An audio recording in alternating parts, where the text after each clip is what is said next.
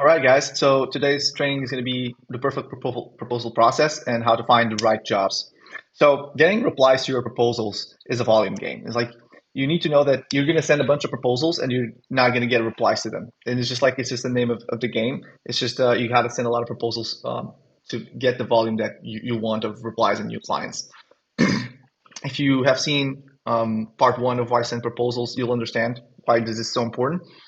With that said, we want to have the most optimized process to send out the proposals to the right jobs in an efficient way. So you don't have to spend hours and hours scrolling through useless job posts trying to find the ones that are good, and also just throw money out of the window by just submitting to jobs that aren't going to be a best match to your profile. So I'm going to break down how you can find the right jobs and save hours on a daily basis. And spoiler, this is going to take you a little bit longer to set up at the start, but once you have it, then it's just like insane ROI.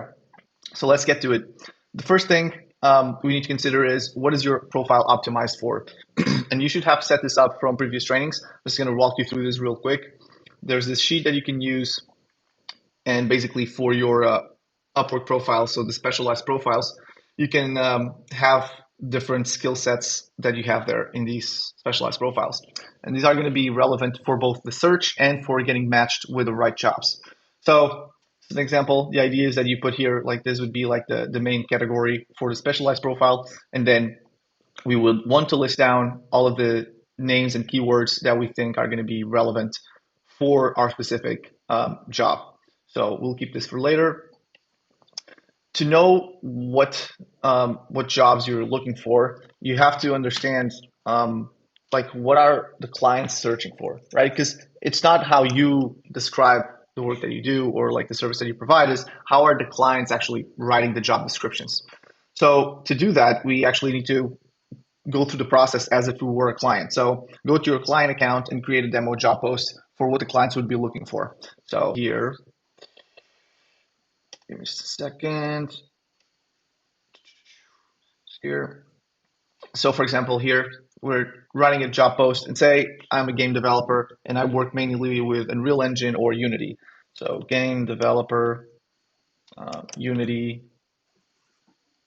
So you see the categories that are getting recommended here, right?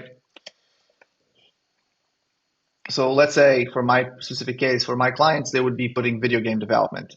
Now you're going to see the next thing, which is a lot of the times clients have no clue what skills are necessary for the job post that they're putting. They just go with whatever Upwork is recommending, which also changes over time. And so you can see here, these are the skills that are getting recommended for me to add for my job post. So this is really useful data because now we know how the client is thinking based on what Upwork is prompting them, right? So I want to go and get all of these different keywords and I want to add them, especially like if you don't do Unreal Engine, then you actually like that's a thing that you filter out for. You don't have that stack, you can just exclude it. But other than that, unless there's engines that you really don't use or things that are really like exclusionary, you want to add them because like you don't know, like user profile creation. Like you may think that maybe you don't do this that much, but it's like a lot of times clients just put this just because they don't really know. And so going back here, you see you want to go into this sheet and add all of these keywords in here. You want to add them all in here, and because then this is what we're going to be using to search for the jobs. So I already have a couple of examples there. Skills page. Yes, yes, yes. You can see here some other examples. Again, Upwork changes this on a monthly basis. So you just can refresh it and redo this exercise of just searching to see if there's any new skills that they're recommending or any changes to the way that they're prompting the users to write their job descriptions. And now we go into the process of actually searching for the job posts. So then we go into the find the job page, and there's two different things we want to search for, which is the skills the client tagged and just the keywords on the job description. So we're going to use these initial keywords that we got from the search and basically use that to find the right type of job posts and figure out like how much volume they have, are they the right fit, and are there things that we want to filter out for. And just overall, there's a couple of recommended settings that we usually put across all agencies, which is having payment verified, minimum hourly rate, and total budget. and you just need to define what this minimum standard is for you. But this just helps us take out the unqualified leads. So I'm going to show you how to do the search filters with the syntax that helps you get more data. So right here, let's say I'm looking for game developer jobs. Okay, see, like for example here, like this is not relevant. Fixed price minimum, let's say for us is going to be 1K, and the hourly, the minimum is going to be 30 bucks, for example. So we're already excluding a bunch. Where's payment verified? And now the way I want to write this is with the syntax, because if I write it like this, it's going to include anything that is like game developer, game development. And so we want to do this to expand our search. As you can see, like it just searched as well for develop. So this is going to increase the amount of searches that you're going to find with the least amount of keywords, right? So say I'm going to go through this, and okay, this would be a good fit for me. Okay, game development and Unity. So these skills are getting tagged here. So I also want to go into this sheet, and I want to count like how many job posts do I find. In this case, let's say Unity, game development. Okay, I have one of each. Um, and now game development again. Okay, so I'm putting two. Web development, HTML. Okay, this is a wiki, so it's not a game. Not relevant to me. Web comic series, not relevant to me. Top notch and real artists.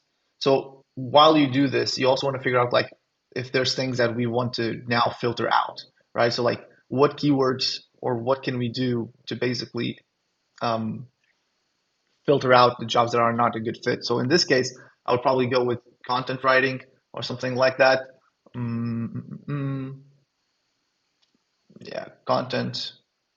Probably would do content write as an exclusion. So I would go here,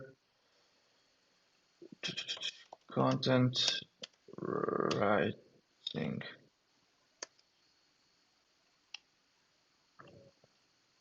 This is not because it's not showing. Okay, because it's on the skills. Fair enough. But in general, maybe I would just exclude content as a whole. Looking for creative, top notch. So overall, I just want to keep track of like what are the good job posts. Time Machine project. Okay. So as you do this, you're going to figure out like it's just a matter of going through this and see like what are a good fit or not. And then you want to also expand the search by doing just this as well. So now I'm going to search on the skills without anything else. Game development. And now I'm going to see what shows. Okay, these two were showing because we're the ones that were already there, right? But then, okay, making a social casino game. Okay, game development, mobile game. This would be a good fit. I can add this. I can add mobile game as well. For example,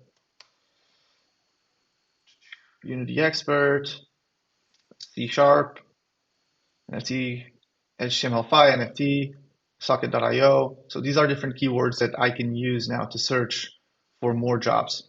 But if you see just here, there's a decent amount of volume as well on a daily basis. One, two, three, four, five. So basically five in one day, and it's still middle of the day.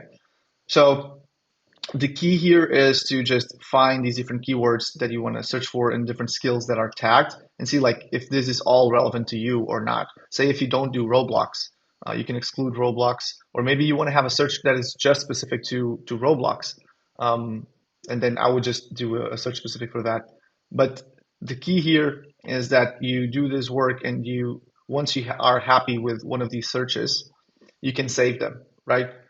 So you need to figure out like if there's enough volume or too much volume of the right fit for the projects, and then how qualified are they? Do they have money? Do they have they had payments already in the platform? For example, 1K spent. This is zero spent, so we'll have to see. I would obviously still try this one, but yeah, all in all, you can then just save the search and you just keep this so you don't have to do this all over again. And so just save a bunch of these different searches based on the different keywords and different skills. And from there, you're going to be able to have a place that you can just tap into. And on a daily basis, you can just click here multiple times a day and see what is new. And so, for example, I would prioritize just sending proposals, for example, for this, it was 38 minutes ago. The faster you submit the proposal after they publish it, the much higher likelihood you're going to get a reply. Like the speed to reply is super important.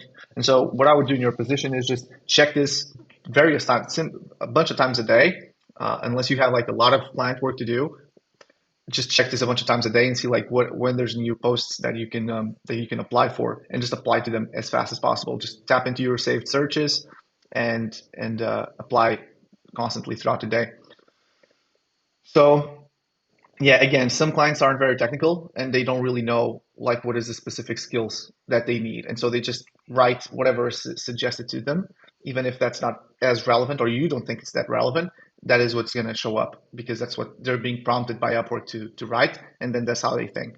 And so the way that Upwork is then going to match you when you're in a list of 20 or 50 other proposals for that job post, the higher match you have with the skills in your profile and the skills that the client put on the job description, the higher likelihood that you're going to go up.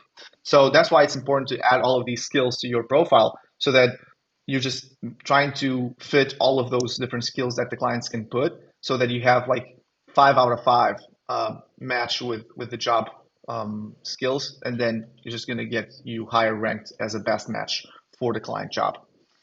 So yeah, check in daily, go over all of the job posts and multiple times a day. And we're putting together lesson 4, which is to help you to stay consistent with the schedule to send out proposals every day. Apart from this, you'll need to know that what to send in the proposal and what do you even write. And so there's other trainings for that on proposal creation. And so do it before sending proposals because it's really important, like what you say as well. And so basically a match between not taking too long and just taking like making the job proposals too complex, but also making it intriguing enough to get a reply from the clients.